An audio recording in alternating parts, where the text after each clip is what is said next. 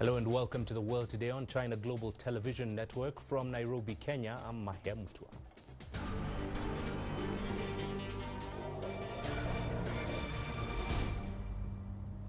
US and Iranian delegations have arrived in Pakistan's capital, Islamabad, for peace talks. Before the negotiations, the Iranian delegation is expected to meet with Pakistani Prime Minister Shahbaz Sharif. Led by Parliament Speaker Mohammad Bagher Khalibaf, Iran's delegation also includes Foreign Minister Sayed Abbas Araghchi and other senior officials. Khalibaf says Tehran has goodwill toward the negotiations but has no trust in the United States. He says Iran is ready to reach an agreement, that's if Washington offers what he describes as a genuine deal and respects Iran's rights. U.S. Vice President J.D. Vance, who leads the U.S. delegation, says he expects a positive outcome from the talks. A two-week ceasefire between Iran and the U.S. took effect on Tuesday, but it failed to resolve Israel's continued attacks on Lebanon and Strait of Hormuz restrictions. Meanwhile, Iran's lead negotiator has warned that if talks are used as a tool of deception or empty political gestures, Iran stands ready to secure its rights. Khalibaf made the remarks before heading to Islamabad. Iran has accused the United States of violating the ceasefire, stating the past negotiations with the U.S. were marked by failure and a lack of trust. Ehsan Keivani now reports from Tehran. Well, what we see publicly from the country's leadership is insistence to stop attacks on Lebanon as a kind of precondition for Islamabad negotiations. The country's parliament speaker, Mohammad Bagher Khalibaf, who will head Iran's delegation in Pakistan talks, said in his post on X that Lebanon and what is called the axis of resistance are allies of the Islamic Republic of Iran, and they are an inseparable part of any ceasefire agreement. And according to him, the Pakistani premier, Shahbaz Sharif, has publicly and explicitly emphasized the issue of Lebanon. Ghalibaf says, quote, there is no room for denial or retreat.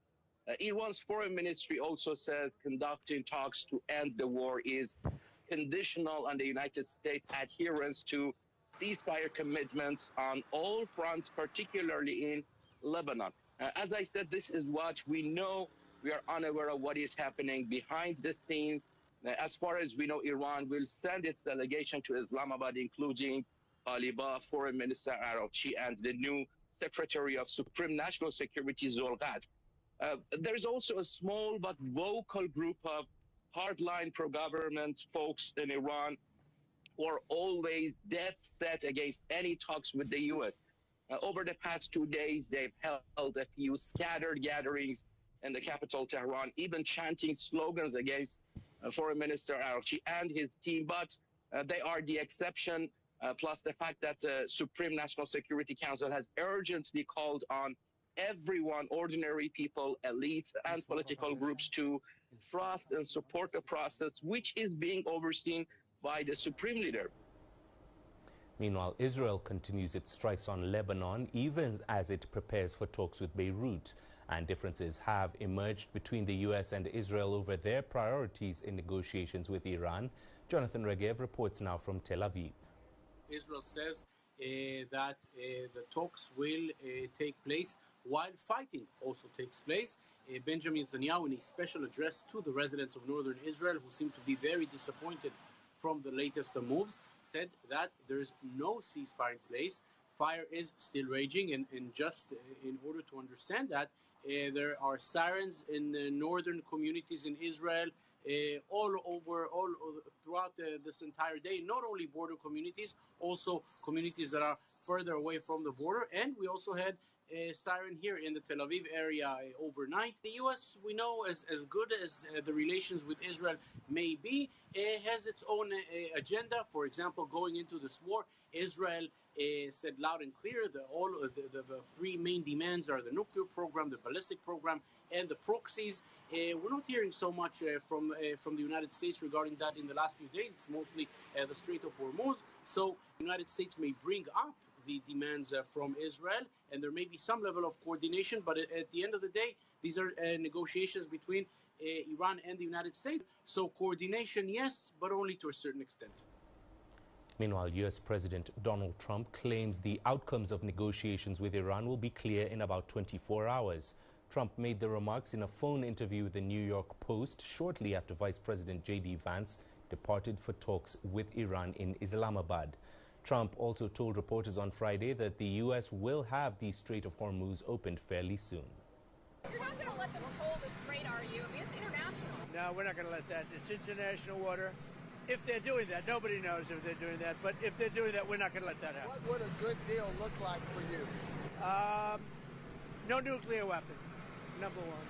You know, I think it's already been regime change, but we never had that as a criteria. No nuclear weapon. That's 99% of it. Strait of Hormuz as well? Yeah, but that'll open up automatically. The answer is yes, but the strait will open up. What's your backup plan if the field opens? You don't need a backup plan. We have, the military is defeated. Their military is gone. They have, you know, we've degraded just about everything. We're looking forward to the negotiation. I think it's going to be positive. We'll, of course, see, as the President of the United States said, if the Iranians are willing to negotiate in good faith, we're certainly willing to extend the open hand. If they're going to try to play us, then they're going to find that the negotiating team is not that receptive. And Lebanon and Israel have agreed to hold talks in Washington, D.C. next Tuesday to discuss a ceasefire. Lebanese officials have urged Israel to pause attacks on Lebanon ahead of the meeting. Israel has said it has agreed to begin formal peace negotiations with Lebanon, but made it clear that it will not negotiate a truce with Hezbollah. Iran has made the end of Israeli attacks on Lebanon a major demand of talks this weekend. Meanwhile, Spanish Prime Minister Pedro Sanchez returns to Beijing for a 5-day official visit to China. Our reporter Zhu Qiaxin explains the motivation behind his visit and its implications to China-Spain ties. When a Western leader visits China 4 times in just over 3 years, and that rhythm tells a story of its own. And this weekend, Spanish Prime Minister Pedro Sanchez arrives in Beijing for his 4th trip since 2023. No other European leader has matched that cadence. And the reason, it turns out, has less to do with diplomatic ritual than with a quiet but profound reassessment of where the center of global gravity now sits and which principles still anchor it. Sanchez's first post-pandemic visit in March 2023 came at a moment when Europe was still recalibrating its relationship with China after COVID and the Ukraine crisis. That trip focused on resetting trade and signaling continuity. A second visit in September 2024 deepened cooperation in electric vehicles and agriculture exports. By April 2025, the two countries marked the 20th anniversary of their comprehensive strategic partnership, an upgrade in name, and more importantly, in project pipelines. Spanish officials indicate that Sanchez will push for accelerated approvals of Chinese investment in Spain's battery and green hydrogen sectors, projects already underway under Spain's recovery and resilience plan. Europe is essentially showing the world that you don't have to choose between either the U.S. and China.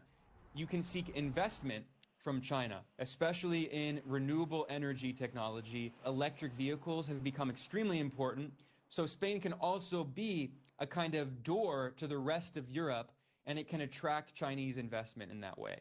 To understand why Sanchez keeps returning to Beijing, one must look not only at trade figures, but also at 2 recent flashpoints in which Madrid has taken positions that set it apart from most NATO allies and have placed it remarkably close to Beijing.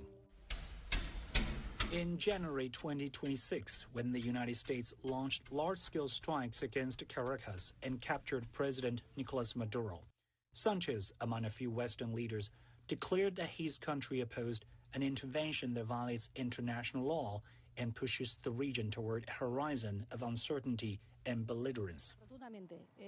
Madrid denied the United States access to its airspace for an Iran-related operation and rejected the use of Spanish bases, a position Sanchez publicly justified by noting that the strikes lacked legal grounding.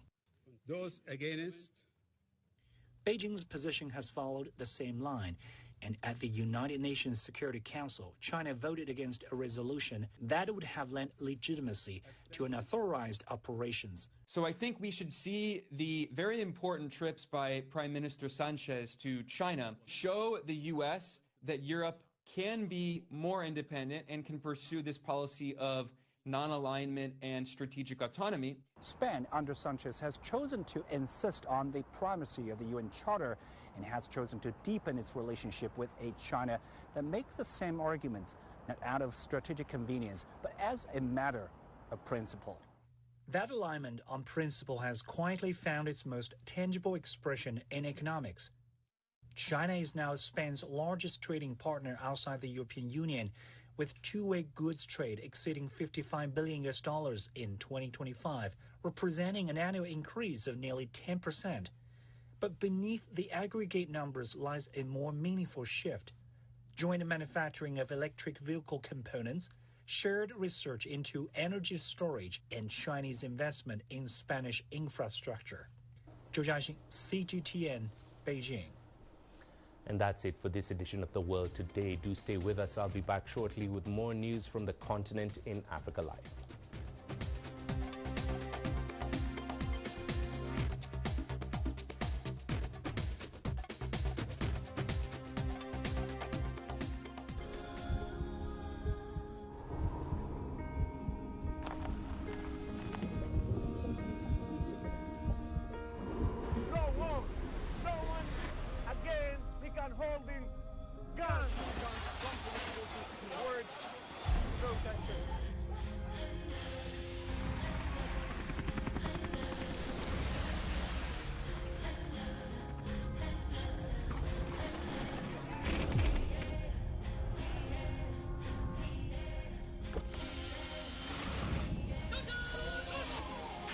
Were you worried about your life at that particular time?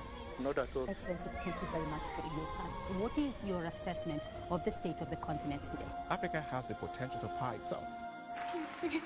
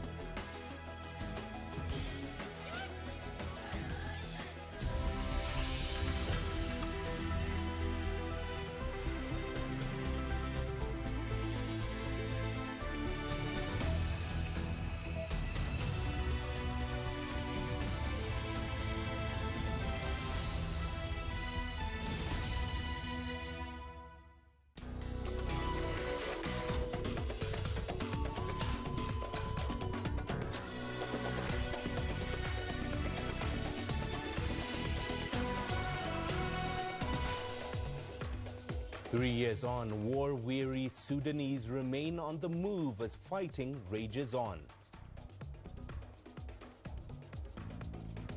Provisional results show that Ismail Omar Guelleh re-elected as Djibouti president. And we look at a new 1960s photo exhibition in Senegal that celebrates women, independence, and the photographer's legacy. Hello and welcome to Africa Live on CGTN, wherever you're joining us. I'm Mahia Mutua in Nairobi. Here's what else is coming up.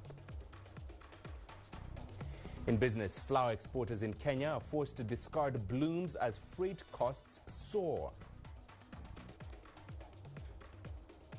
And in sports, we get the latest as the inaugural four-nation FIFA Women's Series Kenyan leg kicks off in Nairobi.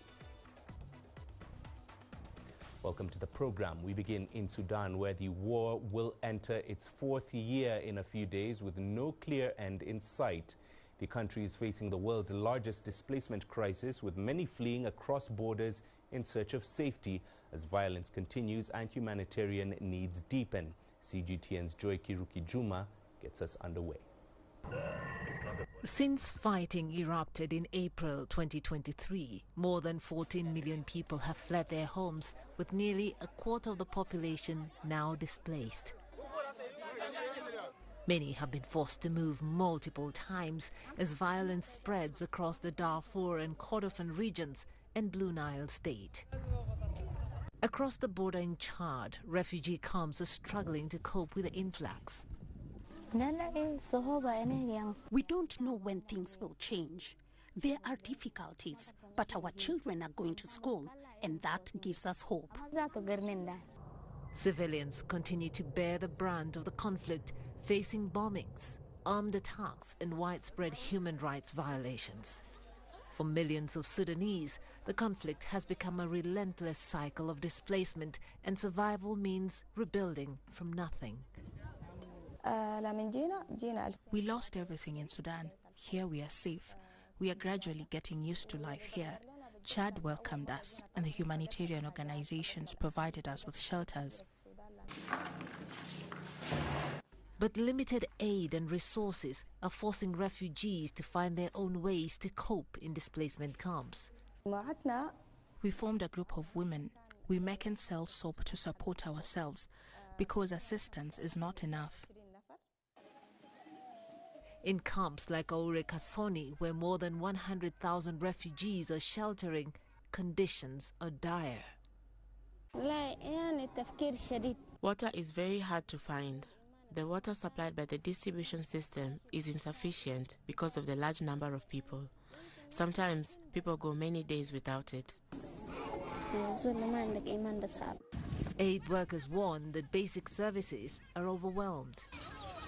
For over 100,000 people, we must meet minimum water needs, but resources are not sufficient. At the same time, some Sudanese are returning home to devastated infrastructure, while others are risking dangerous journeys toward Europe. Humanitarian agencies warn that without urgent funding and renewed global attention, the crisis will only deepen. For millions of Sudanese, the hope for peace remains uncertain, but the need for support is more urgent than ever. Joy Kiruki Juma, CGTN. Now, Ismail Omar Guelleh has been re-elected as Djibouti's president for a sixth term. That's according to provisional results released on Saturday.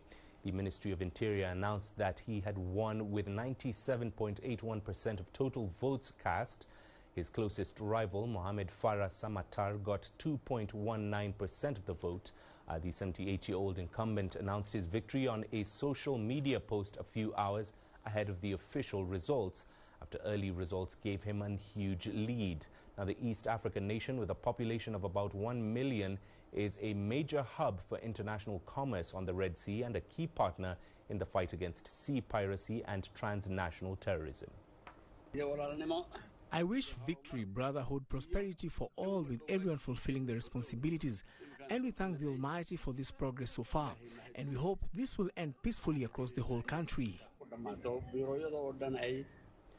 The African Union is urging South Sudan's government to ensure that elections planned for December are peaceful and successful.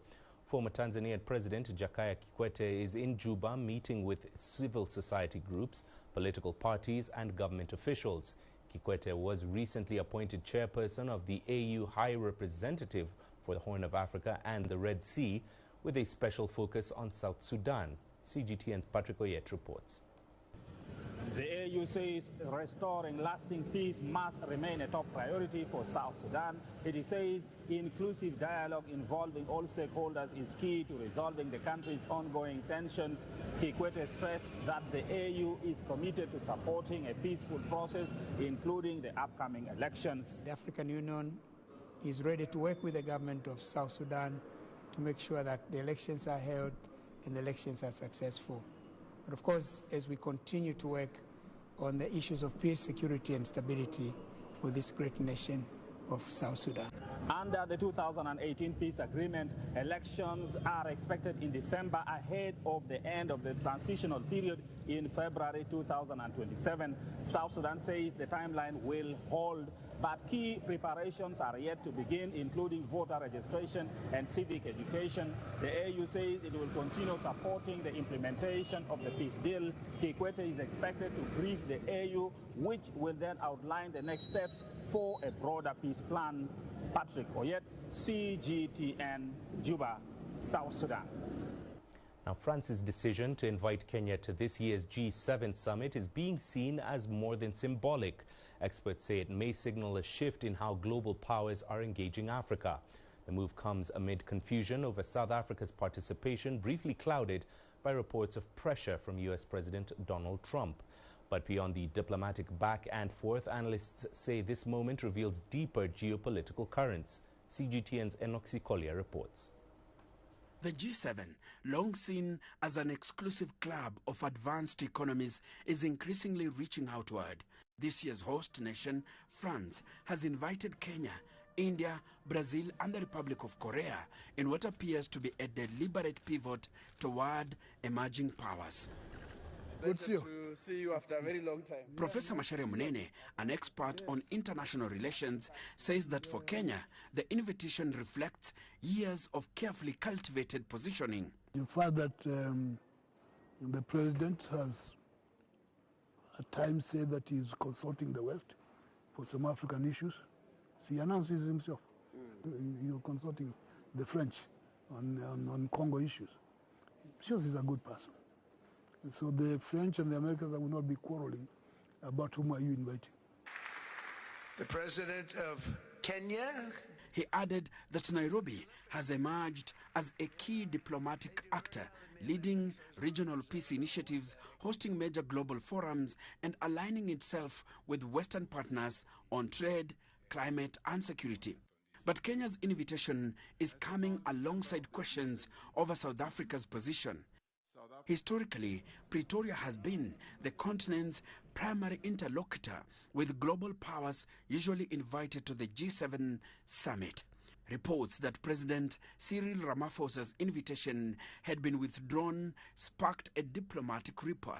However, France, the US, and South Africa quickly moved to contain the fallout, denying any political pressure. According to France, the guest list reflected a streamlined summit format rather than any diplomatic snub. At the moment, it seems that the Trump administration is quite resolute in wanting to teach South Africa a lesson. And that does mean, among other things, not being invited to the G20 that is being hosted by the United States. And now we see pressure being exerted on third parties to not invite Africa to certain events, gatherings, and so forth. A very immature way of handling diplomacy. Differences between Washington and Pretoria over global alliances, trade positions, and geopolitical alignments have complicated what was once a relatively stable partnership. President Trump and Marco Rubio from the State Department has outlined a number of issues that they have with the South African government. They first started out by falsely insinuating that there is supposedly a white genocide that is happening in South Africa. This has largely been debunked by various international fora, as well as Western media and so forth.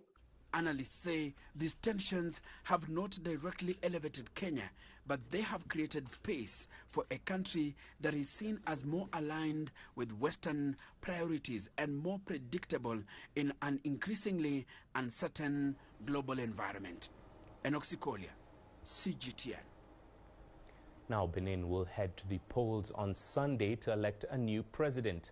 Finance Minister Romuald Wadagni of the ruling coalition has pledged to bring about economic reforms. His closest challenger is Paul Hungpe, who has promised national reconciliation and improvements in the education sector. Talon, who has served 2 5-year terms, is barred under the Constitution from seeking another term. CGTN's Caroline B. has more.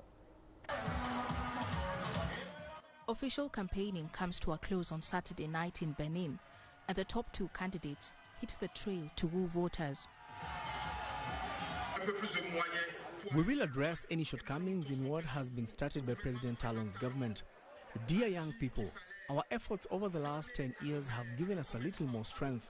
We just need a little more to take us further, and we will focus on you. We must provide our mothers, traders and sisters with a decent environment in which to carry out their activities. Over the past decade, Benin has undergone significant political changes. President Patrice Talon used his executive powers to make amends to the constitution in 2025, extending the presidential term limit from 5 to 7 years. Political analysts aired their views on the changes in the political scene. De la clôture de la campagne électorale. In 1996, for example, there were 16 candidates when political pluralism was unrestricted, and the candidates themselves adhered to that. However, it is striking that even before President Talon came to power 5 years ago, there were restrictions on candidates. This is due to the Electoral Code, which requires candidates to be sponsored by 10% of MPs and other elected representatives. This time, the code has been revised and the threshold has been raised to 15%. Wadagni's rival Odukpe is vying for the presidency for a second time. Under the Kauri Forces for an Emerging Benin party, the former Minister of Culture has promised to foster national reconciliation, elevate education standards and empower women. Voters, however, expressed mixed reactions to the electoral process. We do not know who the opposition candidate is. In a democratic country, there are independent candidates and opposition candidates, and the whole thing is like a celebration. They want to distract the people. It's the same team, and we already know who will win.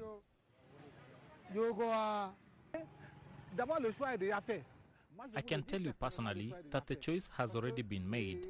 There are only 2 candidates at the moment, and here in Benin, we already know who the winner will be. Ask a child if you like. They will tell you that the winner is Romuald Wadagni.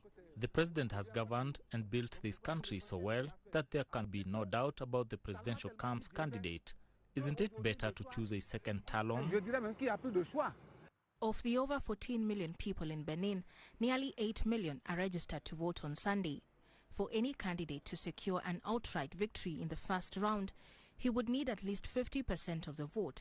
If that doesn't happen, a runoff will take place on 10th May between the top 2 candidates. Caroline B., CGTN. Now, Uganda is rolling out one of its biggest mosquito net distribution campaigns ever, stepping up efforts to fight malaria. More than 25 million insecticide-treated nets are being delivered in phases, targeting regions with the highest infection rates. Malaria remains the leading cause of death among children under 5 in the country. Isabel Nakiria now reports. Uganda is intensifying its fight against malaria in a nationwide door-to-door mosquito net campaign. Health teams have begun distributing nets in high-risk areas, especially in the northern and eastern regions. In some of these areas, malaria transmission among children under 5 has reached as high as 13%. Among the most effective prevention measures is the use of long-lasting insecticide-treated mosquito nets. We all know that when mosquito nets are used properly, these nets can break the malaria transmission by 50%. They can also reduce on morbidity and mortality by 25%. Uganda remains among the top 10 countries globally with the highest malaria burden. The Malaria Indicator Survey shows glaring gaps in early detection and timely treatment. Cases are spiking again, particularly in children and pregnant women, raising concerns about the effectiveness of current strategies. We've looked at our response and we are saying we need to change the way we are tackling malaria. Malaria must be tackled from the community. And Commissioner mentioned, at our households, what is it we are doing at our household? How are you clearing for breeding spaces, removing mosquitoes from as close to you as possible? These are things we are communicating. Global funding for malaria programs has also taken a hit, putting years of progress at risk. Uganda has reduced malaria prevalence from 45% in 2009 to nearly 10% in 2018. But the current rise to 13% is now raising concerns. We would like to pay more attention to encouraging Ugandans to ensure that they seek treatment after they have been tested from the recognized health facilities. We would also like to pay more attention to addressing issues of malaria in pregnancy among women. With more than half of malaria deaths in 2025 occurring among children under 5, authorities hope the campaign will protect vulnerable communities.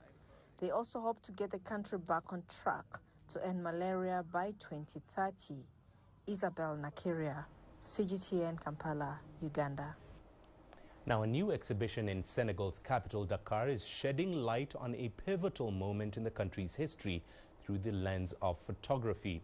Featuring rare black and white portraits from the 1960s, it celebrates women, independence, and the legacy of one pioneering photographer. CGTN's Joy Kiruki Juma has the details.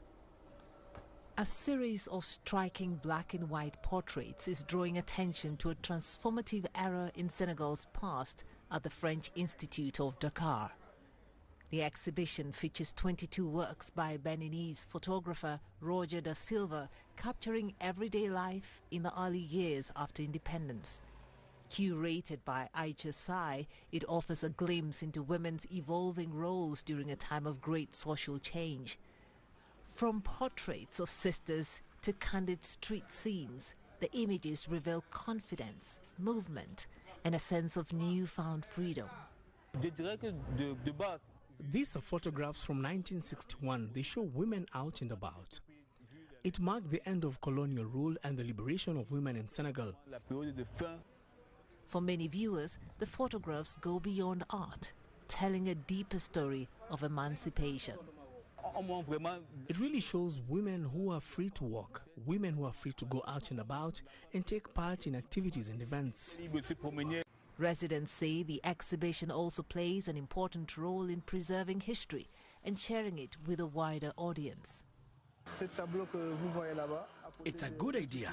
It allows visitors to discover our history and remember it for a long time.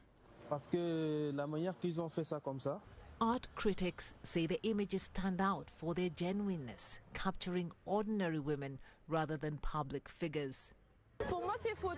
These are real people. They document the social history of Senegal after independence. These women are brave. Here we see authentic, free women who are confident in themselves. Beyond the subjects themselves, the exhibition also honors the legacy of Da Silva, a pioneer of studio photography in West Africa. His work, now revived for a new generation, offers a powerful reminder of a time marked by hope, identity, and transformation. Joy Kiruki Juma, CGTN.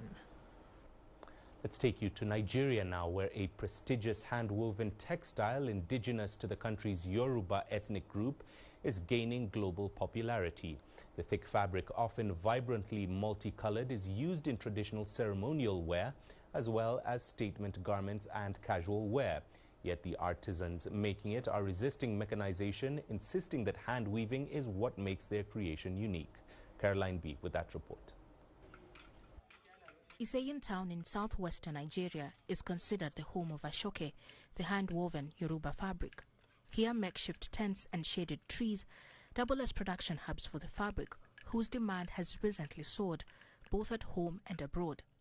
While many Ashoke weavers are middle-aged men, younger people like Francisco Waliu are entering the trade, bringing new skills and marketing ideas. And before I came here to learn weaving, I was a singer and promoter, performing in clubs. I thought that if I combined those two skills, it would give me more vibes. So when I finish weaving something, I take a picture and post it on TikTok, WhatsApp, Facebook, and Instagram. If my followers like it, they order.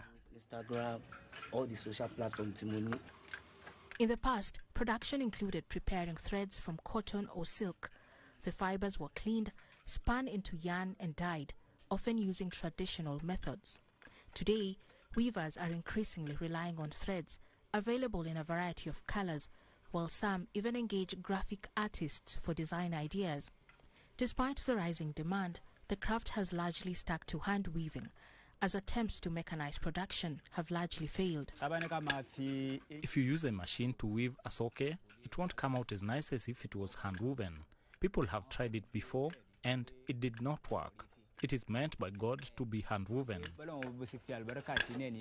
Weavers insist the painstaking process defines a fabric's authenticity. Ashoke is no longer reserved for special occasions. Vendors say clients are increasingly sewing them into other fabric outfits, giving them a touch of color and class. Because people love Asoke and use it for different ceremonies, there is increasing demand, and this leads to jobs for people in the community. For example, we taught street people how to weave the fabric. Ashoke remains both a cultural symbol and a mark of identity. 2 years ago, when Meghan Markle visited Nigeria with her husband Prince Harry, she donned an Ashoke wrapper and a shoulder shawl. Designers say Ashoke's growing international exposure has catapulted it into a global fabric, but has also raised concerns about cultural ownership.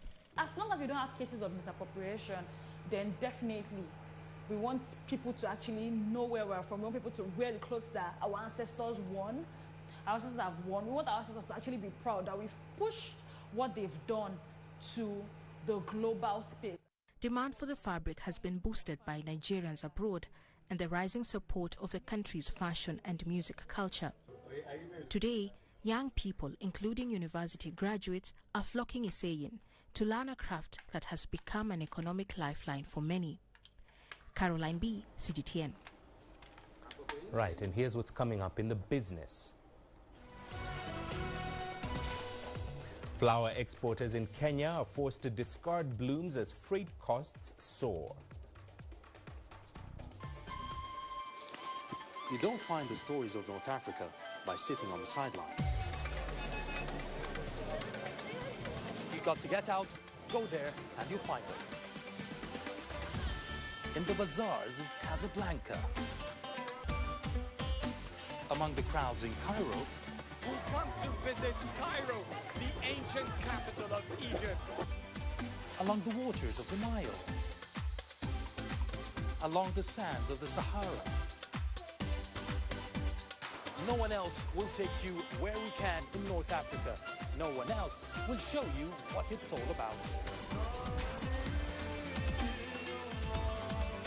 CGTN, see the difference.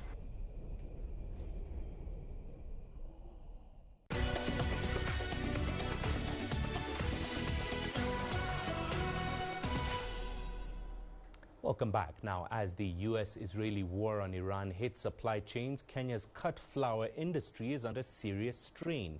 Soaring air freight costs and limited cargo space are forcing exporters to discard thousands of fresh blooms. CGTN's Najma Abdirizak explains. X-Flora is one of Kenya's biggest flower exporters.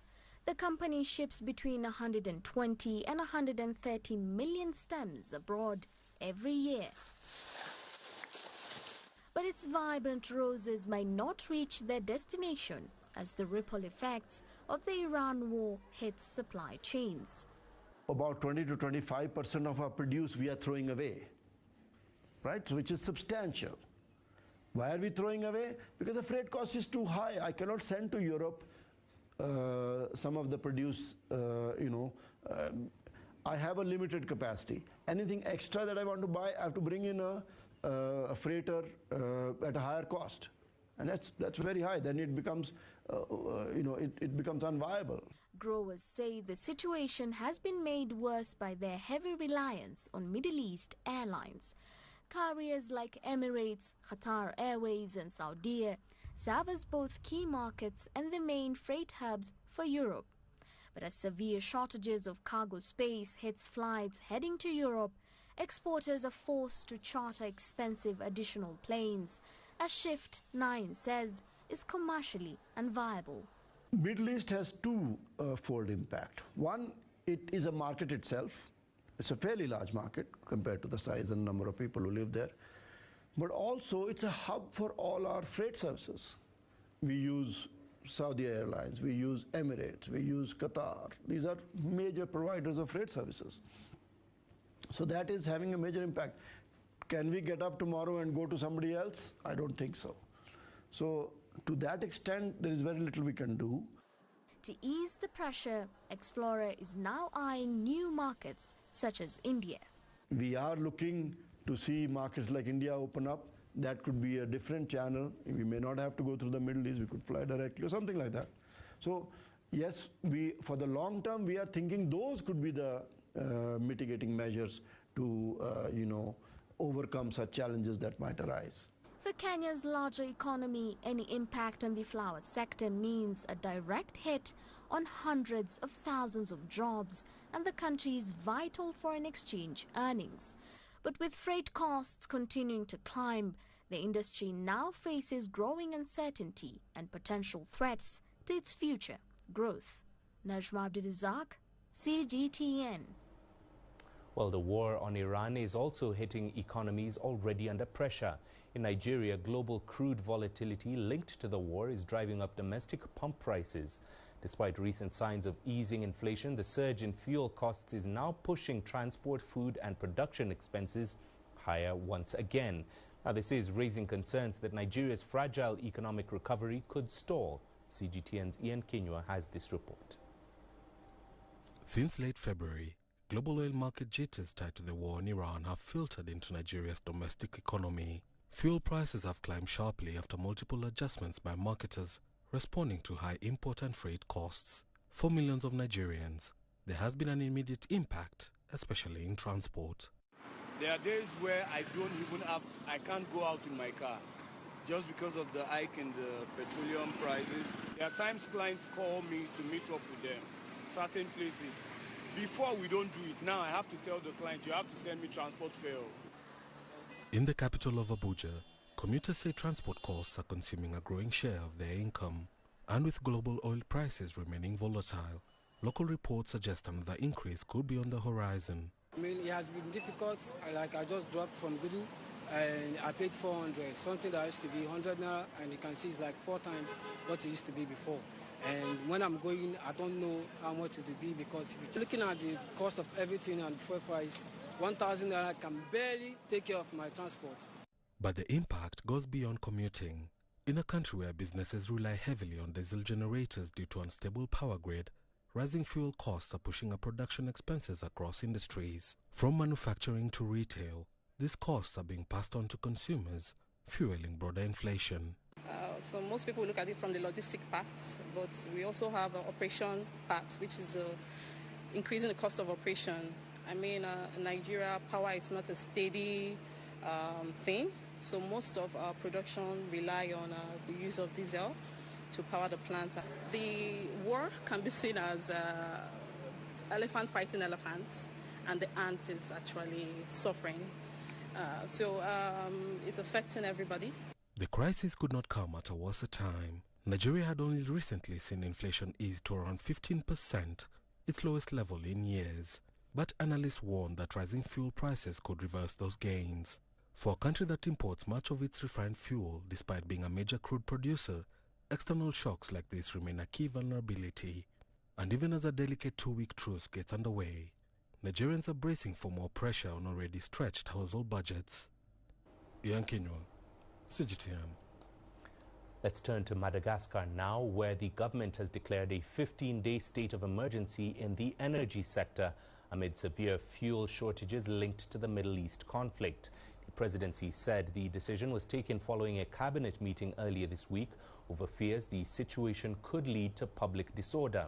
Madagascar relies on imported fuel, much of it from the Middle East, for its energy needs. Last year, persistent power and water shortages led to youth-led protests which escalated to broader political unrest, resulting in a military takeover. Here once again is CGTN's Caroline B. with more. The decision by the Malagasy government to impose a 15-day state of emergency was reached during a special Council of Ministers meeting on Tuesday. Officials say the move is aimed at addressing the fuel crisis currently rocking the country. The government has also suspended the automatic fuel pricing mechanism, a prerequisite for getting support from the International Monetary Fund. Monthly price adjustments have been capped.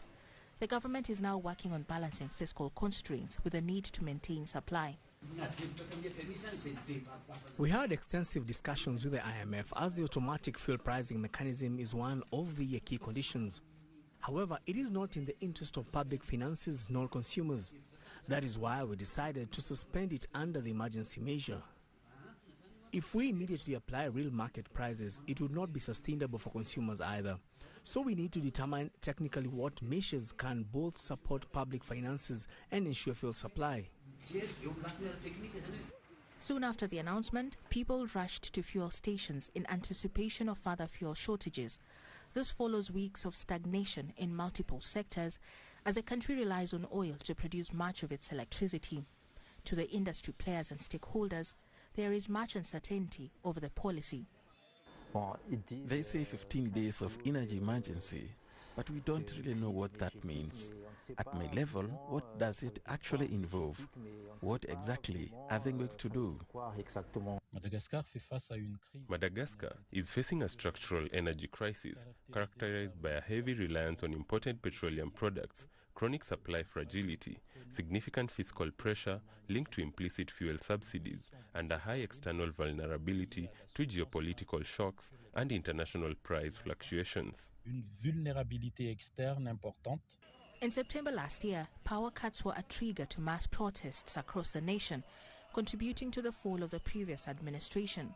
The government is currently under pressure to manage the situation. The Malagasy Petroleum Group announced that current stock levels are sufficient for the next coming days. Caroline B., CGTN. All right, here's what's ahead in sports. We get you the latest as the inaugural 4-nation FIFA Women's Series Kenya leg kicks off in Nairobi.